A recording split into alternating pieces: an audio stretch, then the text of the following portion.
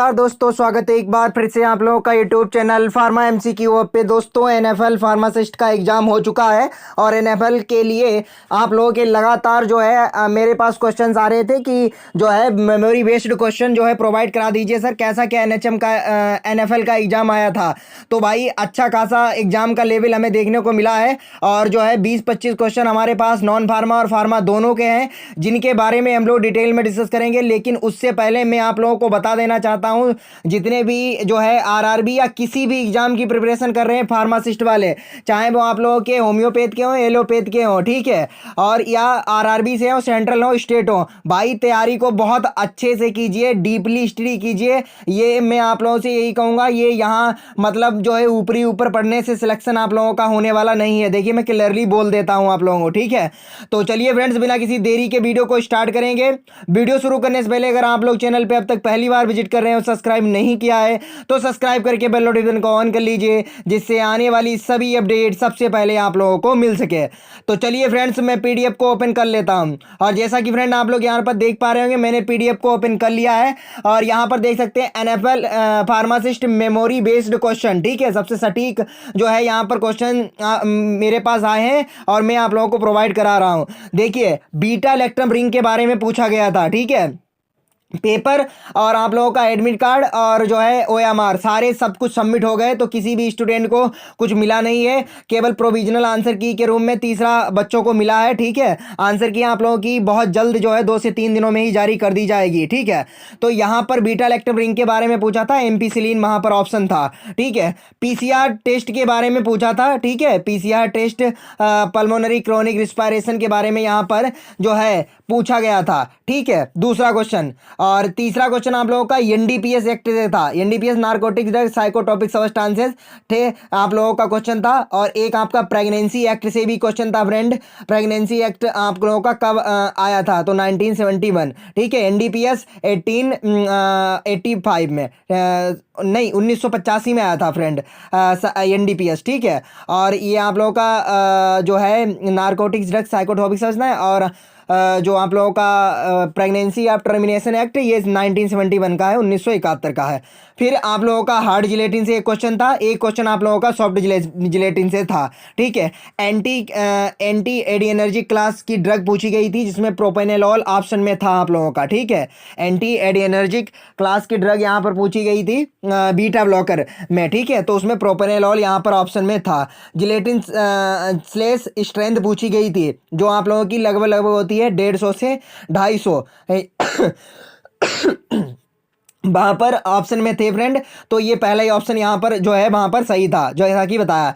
DNA से question था friend आप लोगों का एक, डीएनए की खोज जो है 1944 में डीएनए मतलब ये क्वेश्चन था। मैं आप लोगों को बता देता हूँ कि डीएनए में अनुवांशिक लक्षण होते हैं, ये सबसे पहले 1944 में किसने बताया था। बार्सन क्रिक दोनों अलग अलग थे और उसमें जो है और नाम भी थे। तो देखिए किस लेवल के क्वेश्चन आ रहे हैं उन्होंने सॉरी फ्रेंड, वहां पर आप लोगों से डायरेक्ट क्वेश्चन ना पूछ के जो है यहाँ पर अंदर डीपली क्वेश्चन पूछे हैं, ठीक है। और अगला क्वेश्चन था फार्मासिस्ट रोल के बारे में, ठीक है।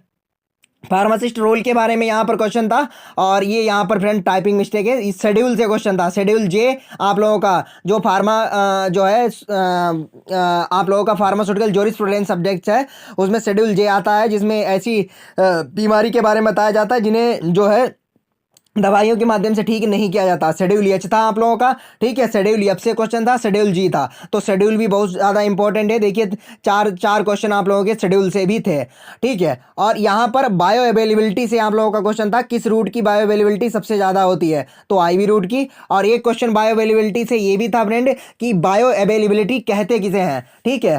प्लाज्मा कंसंट्रेशन की मात्रा, किसी भी ड्रग की वह मात्रा जो आप लोगों के ब्लड सर्कुलेशन में पहुंचती है जितनी मात्रा में, ठीक है, उसे बायो अवेलेबिलिटी कहते हैं। IV route of administration, IV route of administration भी से भी क्वेश्चन था, ठीक है। और एक तो सिंपल क्वेश्चन था कि मतलब किस रूट से सबसे ज़्यादा एब्जॉर्प्शन जो है होता है, मतलब तेजी से, तो वो आप लोगों का आईवी रूट हुआ। एडवांटेज ऑफ कैप्सूल से एक आप लोगों का क्वेश्चन था, ठीक है। और अगला क्वेश्चन था आप लोगों का वैट गम मेथड, जो आप लोगों का प्रिपरेशन के लिए यूज किया जाता है बेडगम मेथड और ब्रेड कोगुलेशन विटामिन, ठीक है। तो उसमें विटामिन के से भी एक क्वेश्चन था। तो ये 17, 18, 20 लगभग क्वेश्चन मैंने आप लोगों को 2 क्वेश्चन बताया, 20 क्वेश्चन आप लोगों के फार्मा के थे जो बच्चों ने भेजे हैं, बच्चों को याद रहे, ठीक है। उन्होंने बताया इस तरीके के क्वेश्चन आए थे, ये क्वेश्चन आए थे, तो वो मैंने आप लोगों को प्रोवाइड करा दिए हैं, ठीक है। अब जो है नॉन फार्मा देख लेते हैं। नॉन फार्मा में भी फ्रेंड अच्छे खासे क्वेश्चन थे। मोहनजोदड़ो की खोज पूछी गई थी आप लोगों की, और मोहनजोदड़ो जिनकी खोज जो है राखल दास बनर्जी ने की। मोहनजोदड़ो हड़प्पा सभ्यता का एक नगर है, और हड़प्पा की खोज दयाराम साहनी ने की थी, ठीक है। क्रिसमस दिवस के बारे में पूछा गया था, 25 दिसंबर को है। धन निकासी का सिद्धांत पूछा गया था, जो आप लोगों का दादा भाई नौरोजी ने दिया है। पंचायती राज सबसे पहले किस राज्य ने लागू किया? इसका आंसर आप लोगों का राजस्थान होगा। राजस्थान ने सबसे पहले पंचायती राज को व्यवस्था को लागू किया था, ठीक है।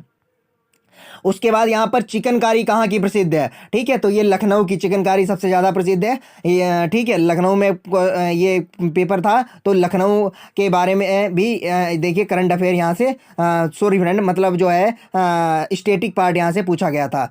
और जो है एक कस्टम से क्वेश्चन था कि मतलब इंपोर्ट एंड एक्सपोर्ट पर लगने वाले टैक्स को क्या कहते हैं, लगने वाले कर को क्या कहते हैं, तो उसमें कस्टम ऑप्शन में था, तो कस्टम जो है यहाँ पर राइट आंसर होगा। बाकी मैथ फ्रेंड इजी थी, ठीक है। इंग्लिश जो बच्चों ने नहीं पढ़ी होगी वो हार्ड थी। और मैं बात करूंगा मेनली फार्मा पे, तो भाई फार्मा का लेवल अच्छा खासा था, तो आप लोग जो है बिल्कुल भी हल्के में मत लीजिए। आरआरबी वालों या होम्योपैथ वाले जो भी भाई हमारे जहां भी तैयारी कर रहे हैं, ठीक है, फार्मासिस्ट की एग्जाम को हल्के में मत लीजिए। ऊपरी ऊपर क्वेश्चन करने से हमारा सिलेक्शन नहीं होने वाला है। आप जो है मुझे भले ही 2-4 बातें बोल दो कि क्या ही बोल रहे हो, ऐसा कुछ नहीं होता, लेकिन मैं सही बोल रहा हूँ फ्रेंड। ऊपरी ऊपर आप लोगों को पढ़ने से कुछ नहीं मिलेगा, डीप जाके भाई स्टडी करनी होगी, खुद से नोट्स बनाओ, तैयार करो आरआरबी के लिए।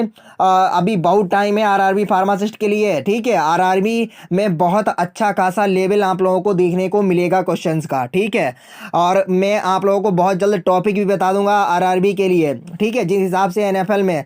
अब एनएफएल में फ्रेंड फार्मा मतलब ये मान के चलिए कोई ऐसा यहाँ पर जैसे उनने कहा, हमने बीटा ब्लॉकर्स का क्लासिफिकेशन याद कर लिया, एंटी एपिलेप्टिक्स पढ़ लिया, एंटी ट्यूबरकुलोसिस पढ़ लिया, ये एंटी लेप्रोसी पढ़ ली, ये पढ़ लिया, वायरल पढ़ लिया, नहीं आप लोगों को फ्रेंड जो है स्ट्रक्चर पढ़ने हैं, ठीक है। पेनिसिलिन मतलब जो है एंटीबायोटिक्स बहुत ज़्यादा इंपॉर्टेंट है, तो एंटीबायोटिक्स को बहुत अच्छे से पढ़ना है आप लोगों को। सारे एंटीबायोटिक्स से कौन सी रिंग किस में प्रेजेंट होती है, और पेनिसिलिन में कहाँ पर कार्बन प्रेजेंट होता है, ठीक है। शायद इस तरीके का भी एक क्वेश्चन था, ठीक है। तो भाई बहुत अच्छे से अपनी तैयारी को कीजिए, ऊपरी ऊपर पढ़ने से कुछ नहीं होता है। और जो है बहुत जल्द बाकी चीज़ें भी यहाँ पर आप लोगों को बता दी जाएंगी। और आज जो है एक्सरे टेक्नीशियन का एग्जाम हो चुका है यूपी ट्रिपल एससी इसका, तो जो है होम्योपैथ वाले कैंडिडेट ध्यान दें, उनका मैंने अपडेट कर दिया था। बहुत अच्छे यहाँ पर नॉन फार्मा के क्वेश्चन देखने को मिले थे,